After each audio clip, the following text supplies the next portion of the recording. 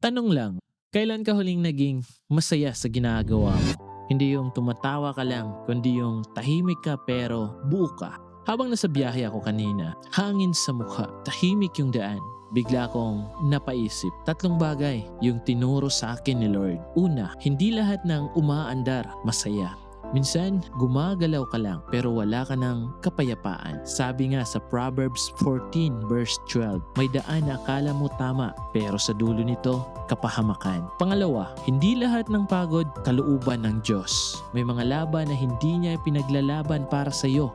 Kaya ka nauubos kasi hindi siya yung pinapakinggan mo. Pangatlo, hindi ka nawawala. Lumayo ka lang sa direksyon niya. Sabi sa Isaiah 30 verse 21, maririnig mo ang tinig niya. This is the way, walk in it.